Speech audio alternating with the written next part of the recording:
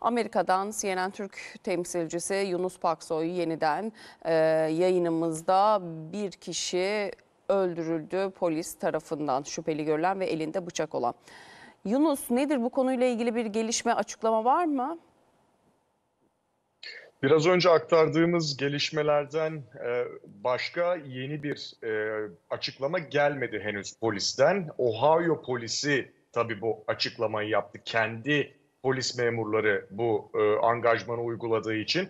Yine tekrarlamak lazım. Şu an Cumhuriyetçi Parti'nin kongresi Milwaukee'de, yani Wisconsin eyaletinde, bu elinde bıçak, hatta iki bıçak olan şahsı vuran 5 polis ise Ohio eyaletinden, yani yaklaşık 700 kilometre öteden ek takviye olarak buraya güvenlik önlemlerini daha da güçlendirmek için çağrılan, davet edilen polisler. Tabi burada mutlaka bir iç soruşturma da yaşanabilir. Çünkü bu kişinin evsiz olduğu bilgisi de paylaşılıyor. Yakınlarda yaşayan bir evsiz, yani yaşayan dediğimiz tabii evsizlerin kaldığı bir tesiste kalıyormuş.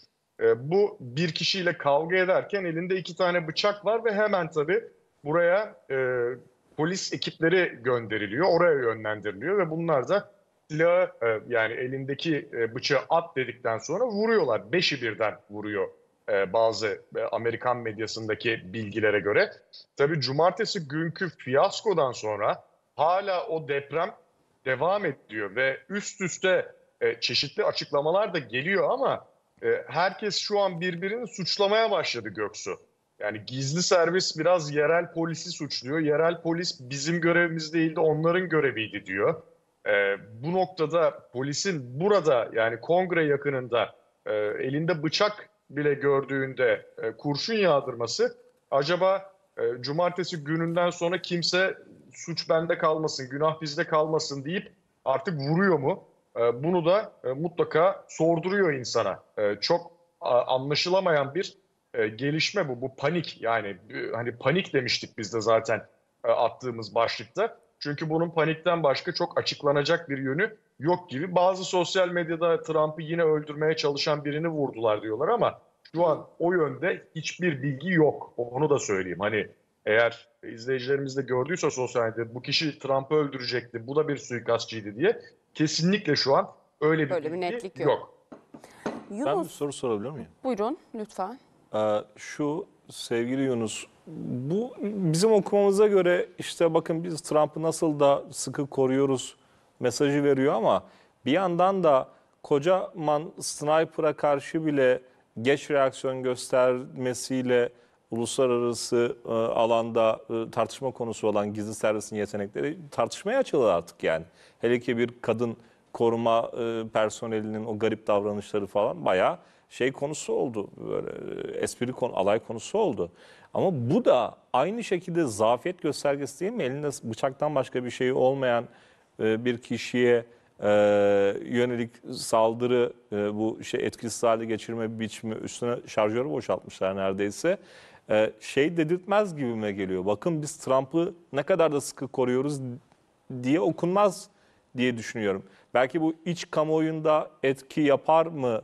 Açıkçası sorun bu yani. İç kamuoyunda o eleştirileri bastırır mı yoksa tartışmaları daha da alevlendirir mi sence? Bana göre bu daha ciddi anlamda ABD'de şu an kolluk kuvvetlerinde bir stres yaşandığını, ciddi bir onları sarstığını bu olayın ve elinde bıçak var, tamam, doğru, ama güvenlik çemberinin zaten dışında. Çünkü yani şöyle bir çember düşünün, o kongrenin yapıldığı spor salonunun, onun zaten işte kuzeyine, güneyine, batısına ve doğusuna beşer altışar sokak kapatılmış durumda zaten. Ve içeriye giriş çıkışlar sadece hani yüksek demir parmaklıklar var. İnsanların geçmesine izin verilmiyor. Sadece akreditasyonu olan ya da orada yaşayan, işi olan, hani çok ciddi bir orada güvenlik önlemi varken, yani 1 mil ötede, yani 2 mil, 2 kilometre ötede birinin elinde 2 tane bıçak var diye ta Ohio'dan gelmiş ek ekiplerin, takviye ekiplerin 5'inin birden bunun üzerine kurşun yağdırması, bence ciddi anlamda bir psikolojik bunalım da var şu an kolluk kuvvetlerinde. O ciddi anlamda sarsmış yaşananlar ve burada bari Hani günah bizde kalmasın, buradan da belki bir şey çıkar diye indirmişler. Hani amiyane tabirle bu evsiz kişiyi. Çünkü 5 polisin birden Ters silahına kelepçe davranıp yapabilecekken silahını sıkması. Yani normalde şöyle Göksu, yani ben biraz hani burada nasıl işliyor bu süreç? Biri diyelim ki elinde birinin bıçak var ve birine ya da polise e, bir tehlike oluşturuyor, can tehlikesi oluşturuyor. Burada silahı bırak diye söylendikten sonra bırakması gerekiyor. Bırakmadığı zaman yani ani bir hareket yapıyorsa ya da ciddi bir can tehlikesi varsa vurma yetkileri var. Hani bir yere koştuysa, o kişinin üzerine doğru bıçağı tam sallayacaksa böyle bir şey var. Tabii net görüntüsünü görmediğimiz için çok açık bir yorum yapamıyoruz ama beşinin Yunus. birden vurması ve böyle bir şeyin olması soru işaretleri oluşturuyor. Yunus, şimdi Trump'a bir saldırı gerçekleşti ve tüm dünya, Amerika Birleşik Devletleri de şu soruyu sorguluyor. Kim yaptırdı? Kim vardı? Münferit bir olay mıydı? Değil miydi? Bu tartışma günlerce sürecek ve devam da edecek gibi. Ama CNN International'a göre bir bilgi geçildi. Konuyla ilgili çok sayıda kişinin verdiği CNN'e bilgiye göre Amerika Birleşik Devletleri yetkilileri son haftalarda İran'ın Donald Trump'a suikast düzenlemeye yönelik bir planı hakkında bir insan kaynağından istihbarat aldı. Bu gelişme gizli servisin son haftalardaki eski başkanın etrafındaki güvenliği arttırmasına da yol açtı. Yani Amerika Birleşik Devletleri İran Trump'ı öldürmek istedi yorumları yapılıyor. Böyle mi? Doğru mu? İran olabilir mi bu işin perde arkasında? Şimdi bunun ayrıntılarını vereyim ben biraz. İstihbarat yetkilileri son haftalarda böyle bir yabancı istihbarat örgütünün eski başkan Trump'ı öldürmeye yani suikaste uğratmaya çalıştığı bilgisini alıyor. Ve bu bilgiden sonra son haftalarda Trump'ın koruması arttırılıyor, gizli servis koruması. Nereye giderse gitsin. Ayrıca şöyle de bir ilginç bilgi var. Tabii bu bana ciddi anlamda suçu sanki kendilerinden atma girişimi gibi geldi. Demişler ki Trump'ın kampanyasına şu açık bölgelerde miting yapma. Seni orada yeterince koruyamıyoruz. Yani kapalı alanlarda miting yap demiş gizli servis. Onların da dinlemediği söyleniyor.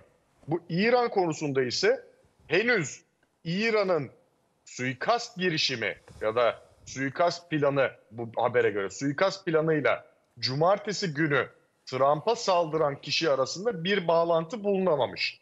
Yani bu çatıya çıkıp Trump'a ateş eden, bir kişiyi öldüren saldırgan İran tarafından gönderilmemiş. Bu bilgiyi de eklemişler. Ama neden şimdi bu bilgi medyaya sızdırıldı? Neden böyle bir şey ortaya çıkarıldı? Anlaşılması güç. Bir de şu tarafı var bu olayın tuhaf. Gerçekten hiçbir şey ifade etmeyen. Diyorlar ki biz son birkaç haftadır güvenlik önlemlerini arttırmıştık Trump'ın etrafında. Yani bu arttırılmış güvenlik önlemi ise Trump'ı herhalde bundan önce Allah korumuş gerçekten. Yani gizli servis nasıl korumuş o bir soru işareti. Çünkü bu arttırılmış hali ise skandal. Bir de bugün tabii her gün cumartesiden bu yana çıkıyorum, izleyiciler de belki diyorlar her gün çıkıyorsun skandal bilgi var elimde diyorsun diye. Gerçekten var, inanın. Çünkü bugün çıkan bilgiye göre o sniper'ın yani saldırganın çıktığı çatının altında, o binanın içinde 3 tane keskin nişancı bulunuyormuş. O keskin nişancılar neden binanın içinde, tepesinde değil? Bugüne kadar da ne bilgi vermiştim ben? Bunlardan biri polis, yerel polis merdivenden tırmanıyor, çatıya çıkıyor, saldırganı görüyor, saldırgan silahını doğrultunca gerisin geriye kaçıyor. Şimdi içinde niye 3 Ya tane bunu da keskin nişancı vardı? Neden Yunus, şu tepede da değil? kafamda oturmuyor aslında. Şimdi çok önemli bir yeri bugün polisin bıçaklı bir saldırganı öldürmesi de mesela tartışılacak. Anlaşılan o ki Amerika Birleşik Devletleri polisi veya işte gizli servisi bu iş üzerine kalsın istemiyor. İçeride acaba birileri mi bunu yaptırttı? İşte bazı ülkelerle mi anlaştı ya da bazı ülkelerin istihbarat birimleriyle mi anlaştı? Kimlerle? Gizli servis bu işin neresinde sorusunu soruyor tüm dünya. Şunu merak ediyorum. Bunu da göz göre göre gizli servis yapar mı böyle bir şey? Burada Taha Bey'in dediği Şimdi noktaya burada- mı geliyor? Yani kabiliyetsizlik mi yoksa gerçekten biri el verdi mi?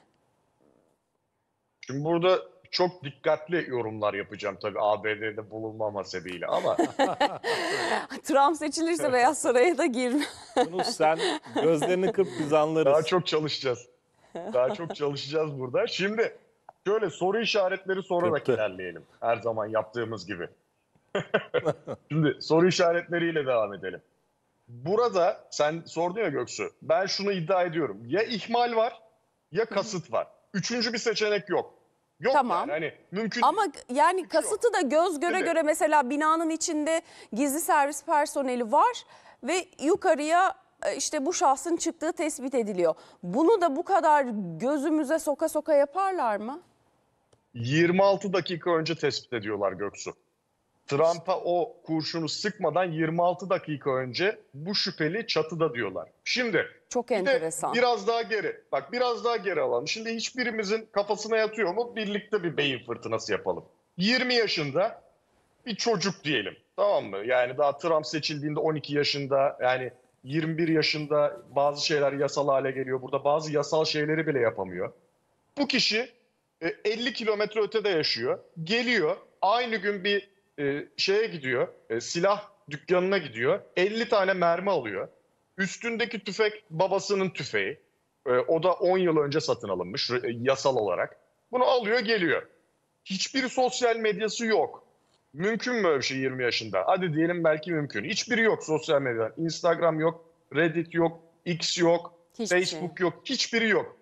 Silinmiş yani. Hani ya da kendi sildi bilmiyoruz artık ama tamamen yok. Normalde bu işleri yapanlar, hani okulları gidip vuranlar, çocukları katledenler, süpermarkete gidenler, pazar yerine gidenler, bunlar Bulanıyorlar. bir ün için yapar. Yani İşte. bir ün için, bir Ya manifesto o aslında bırakır psikopatlığın arkasında. Bunun için sosyolojisinde yaptım şeyde mi ya. psikolojisinde Evet. var gibi bir şey. Evet. Ya onun şanından yani hani tırnak giren onun şanından yani sen böyle bir şey yapıyorsan arkanda bir iz bırakırsın, bir tarih bırakırsın. Şunun için yaptım. Mesela dersin ki Trump homofobikti, Trump xenofobikti, Trump işte Müslüman düşmanıydı. Bir şey yani hiçbir şey yok. Şimdi bu bir tarafı. Bir de geliyor bu, tüfeği alıyor. Ondan sonra çatıya elini kolunu sallaya sallaya çıkıyor. Bu sürede gizli servis ve yerel polis bunun şüpheli davrandığını fark ediyor. Oraya çıktıktan sonra o fabrikanın içinde 3 tane keskin nişancı öyle takılıyor. Normalde olmaları gereken yerde değiller. Ve bu ondan sonra kurşunları sıkabiliyor. Sıktıktan sonra da anında öldürülüyor gizli servis tarafından. Bu kişi FBI'nin yine bugün yaptığı açıklamaya göre laptopuna ve cep telefonuna baktılar. Hiç kimseden yardım almamış. Hiç kimseyle iletişime geçmemiş bu olayla ilgili. Yani şimdi haritada geldi. Ben dün mesela şu saldırganın bulunduğu noktanın hemen arkasındaydım. Oradan yayınlar falan yaptık. Trump'ın bu çıplak gözle her şeyi görebiliyordum ben oradan. O kadar yakın. Evet. Bu binanın, soldaki binanın Bir de karıştırılabilecek bulunmamış olması bir de mümkün değil, orada yoksa. bir sürü bina olsa görmeseler bunu da anlayacağım. Bu da enteresan. Göz yanılması kabak gibi oldu. görünüyor zaten. En Evet, yakın göz bina o. En yanılması yakın oldu. bina. Ya bu Şimdi burada gizli servisin cevap vermesi gereken sorular var ve gizli servis direktörü ben istifa etmeyeceğim dedi. Şimdi önümüzdeki pazartesi kongreye gelip duruşmaya çıkacak, orada ifade verecek ve bakalım ne söyleyecek. Şimdi bir de suçlamalar başladı. Son bir cümle daha söyleyeyim, sonra bırakayım. Bugün o 2-3 gündür bulunduğumuz yer Senatürk olarak Butler şehri, Pensilvanya'daki bu olayın yaşandığı yer. Buradaki savcı dedi ki gizli servis suçu bize atmasın. Bizim görevimiz değildi. Onların göreviydi o binayı korumak diye. Yani bir anda herkes birbirini suçlamaya başladı. Ama Yunus Pensilvanya'dasın, dikkat et. şimdi Döndük Göksu, çok şükür bugün. İyi gelmiyor. olay giderek böyle bir komedi haline dönüyor bence. Şimdi siz çok ağır Amerikan yaptırımları altındaki İran'ın ta Amerika'da Trump'a suikast gerçekleştireceğini kendi kamuoyunuza açıklıyorsunuz. Bak şu kadar, hani böyle bazı komplo teorileri olur. Onun satın alan insanlar çıkar. Satın alan çevreler çıkar. Bu o kadar ucuz bir komplo teorisi ki ancak bir işi sulandırmak istiyorsanız böyle haberler servis edersiniz.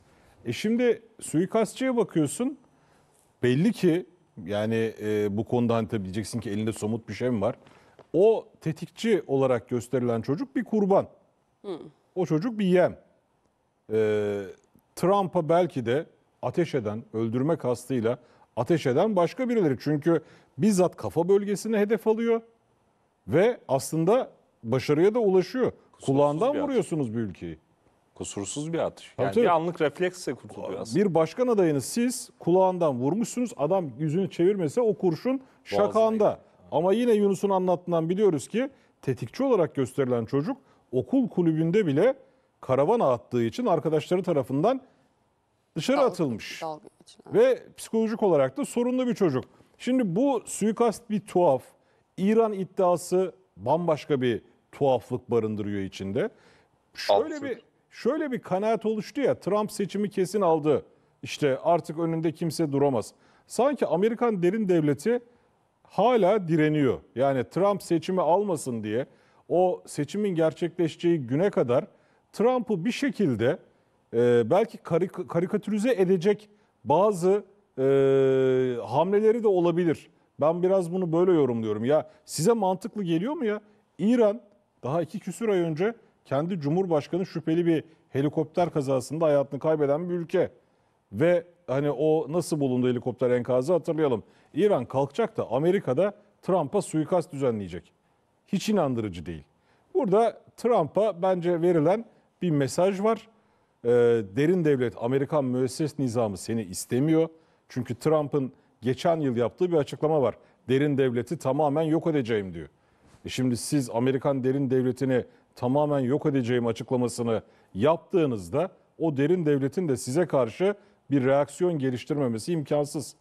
Ve sanki biraz işin hani gittiği yer orası gibi, daha doğrusu makul şüpheli Amerikan müesses nizamı gibi geliyor bana. Yargıyla olmayınca.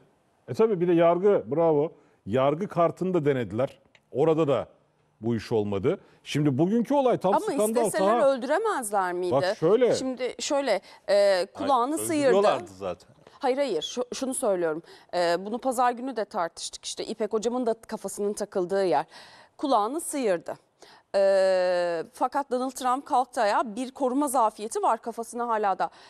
Şimdi derin devlet işin içindeyse ikinci bir suikastçı da olabilirdi. Olabilir. Çok rahat da öldürebilirdi. Ya demek ki çok rahat değildi yani. Bu böyle bir mizansen oluşturdular ya da oluşturabildiler. Yani Ama şu anda sıkıldıktan sonra- bandajlı kafasıyla Donald Trump bugün çıktığında o mitinge, tekrar alana, şu da bir tartışma açtı.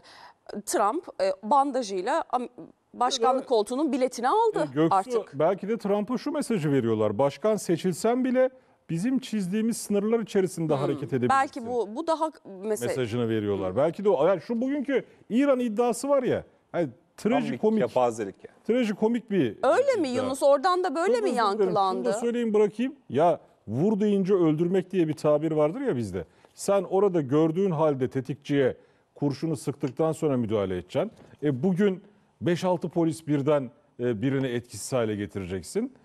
Çok öyle gerçeklikle uyuşan bir hal, hareket, tavırlar değil bunlar. Yunus, İran'ın bu işin içinde olması çok oldurtma bir yorumlama mı? Bu haberin bu haber öğrenilmiş bir gazetecilik başarısı değil bana göre. Hani Washington'da çalışan hani meslektaşlarım tanıyorum. Yani bu servis edilen bir haber. Çünkü aynı zamanda birkaç farklı yere verildi. Yani nasıl oluyor? Yazıyorlar. Diyorlar ki şöyle şöyle bir şey öğrendik. Ondan dolayı güvenliği arttırdık. İran Trump'ı öldürmek. Yani yazın bunu, hani servis edin bunu, yayın bunu diye verilen bir haber. Ondan dolayı çok tuhaf görüyorum ben. Çünkü bunu Amerikan istihbaratının şu an medyaya servis etmesi ne işe yarayacak? Hadi diyelim suçu İran'a atmaya çalıştınız. Bari o zaman öyle yazsaydınız. İhale İran'a kalsaydı hepimiz kurtulurduk. Yani Aman hani şeytan uğraştırmazdınız kulağını hiçbirimizi. Yani şimdi Taha şundan dolayı anlamı yok. Bu haberi yazdırıyor, diyor ki İran'ın da aslında bir suikast planını yakalamıştık son birkaç haftada. Yani şu an ne alaka bu konuştuğumuz konuyla? Trump Sorulara cevap inanır mı verin. sence buna Bir Yunus? sürü soru var. Trump inanır mı buna? Ya inanmak değil, çünkü bir bağlantı kurmadılar, onu diyorum işte. Diyorlar ki Ya o bağlantı ikisi bile arasında bir kursalar, bağlantı yok. mizansen kanıtlar ortaya koysalar, sence Trump karakterindeki bir kişi buna evet ya İran'mış bak ne güzel de beni kurtardınız der mi? Onu bilemiyorum tabii, yani çok varsayıma giriyor. O zaman Trump ne derdi, nasıl bir kanıt sunarlardı? Hani şöyle olsa, şimdi tamamen de alaya almayalım. Deseydi ki bugün o haber, bu çocuğun şu an şu saatte şu tarihte İran ajanlarıyla görüşmesi oldu. İran ajanını tutukladık. Şu an bizim gözetimimizde. Bunu İran istihbaratı yaptı. O zaman çok farklı. O zaman tabii ki de saygı duyarız. Yani deriz ki müthiş bir gazetecilik başarısı. Yani Pulitzer ödülünü alın, bu yıl buna verin. Ama yani siz tamamen ele tutuşturulan bir belgeyle diyorsunuz ki son haftalarda böyle bir şey yakalamıştık ama ikisi arasında bir alaka yok. Ha, bir de güvenliği de arttırmıştık. Ya arttırılmış güvenlik bu mu? İlk önce siz bir şu merak ettiğimiz sorulara cevap verin. Amerikalıların merak ettiği sorulara cevap verin. Bunun alakası yok. Hani Zafer Şahin çok güzel ortaya koydu. Yani işi sulandırmak gibi. Ne alakası var bugün, yani daha salı günü, cumartesi gecesi bir olay olmuş. Salı günü böyle bir haber sızdırıyorsunuz farklı medya kuruluşlarına. Hiçbir anlamı yok bu İran'da öldürmek istiyordu demenin. Madem alaka yok ikisinin arasında. Yunus, bu Trump'ın ilk seçimi kazandığı 2017 yılında da Biliyordur bunun bir failini. Rusya iddiası vardı değil mi? Uzun yıllarda o konuşuldu. Hani Rusların Yıllarca onunla uğraştırdılar. Amerikan seçimlerine müdahale ettiğine dair. Ya bugünkü haber biraz onu da anımsatıyor. İran Trump'ı öldürmek istedi. Allah Allah. Yani şimdi- Peki şimdi bugün aslında Trump'tan bir açıklama Ha bir bekleniyor. de şu var, İran Biden'cı mı o zaman? Sen böyle soruları seviyorsun. İran o zaman Biden'cı mı? Yunus Biden'cı mı Trump'cı mı? İran kimi destekliyor? Peki. Şimdi bu fotoğraf çok... Yani hiç anlaşılmıyor Göksu gerçekten. Yani bu haberin elle tutulur bir yani deseydi ki mesela Amerikan istihbaratı, Yunus al sana haber, git Türkiye'de yay bunu. Derdim ki ya tamam da hani biraz daha bir şey verin bari, yani bunda hiçbir şey rezil oluruz. Hani konu komşuya böyle bir haber olabilir mi Göksu? Hani ne alakası var bu ikisinin? Madem bir alakası yok, niye sızdırdınız madem? Hiç anlaşılan bir o durum değil. Ben anlamadım.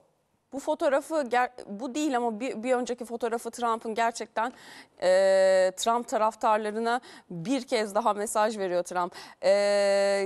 Kesik kulağıyla aslında bugün açıklama yapacak mı? Ne söyleyecek Donald Trump? Neler açıklar? Ya İşte Göksu, şimdi bizde bir laf vardır ya, Kesik aklıma geldi. Eski kulağı kesikler. Trump. Bir de şey derler ya, şeytan kulağına kurşun. Şimdi Trump'ın böyle ayaktayım imajı çizdi. Sadece mimikleriyle konuştu. Mimikleriyle ifadesini sergiledi. Suikast sonrası ilk kez aslında kamuoyunun karşısına çıktı. Şimdi oldukça da dinamik gözüküyor. Böyle üstten bakan bir ifadeyle. Donald Trump salona sargılı girdi ama konuşmadı. Neden Yunus? Perşembe gününe şimdi attılar. Metin hazır değil diyen var. Kampanyası değişecek. Hiç beklemediği bir yerden aslında suikasti beklemiyordu danışmanları gibi. Bu doğru mu? Metin mi hazır değil?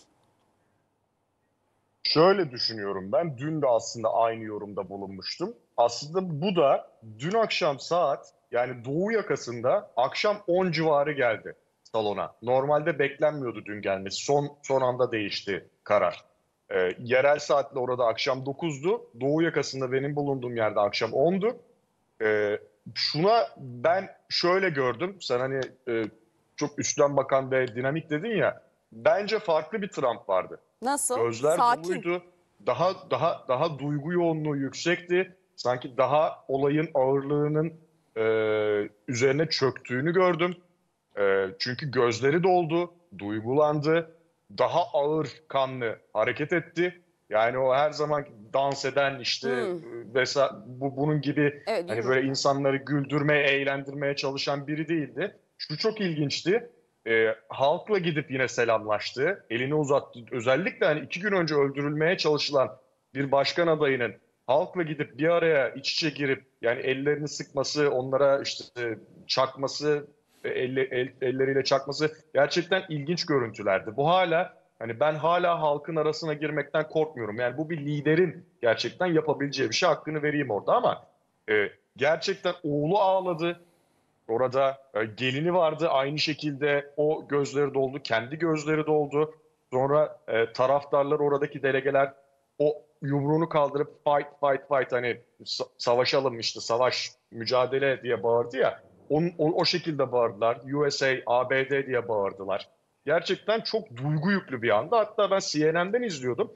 CNN bile oradaki yorumcular şunu söyledi, CNN yorumcuları. Ben hayatımda böyle bir ortam çok az gördüm. Müthiş, hani elektrik dolu bir ortamdı, çok duygusal bir ortamdı, tarihe geçecek bir andı diye. Gerçekten Amerikan tarihinin en ikonik girişlerinden biriydi. Bir hani ortama girişlerinden biriydi.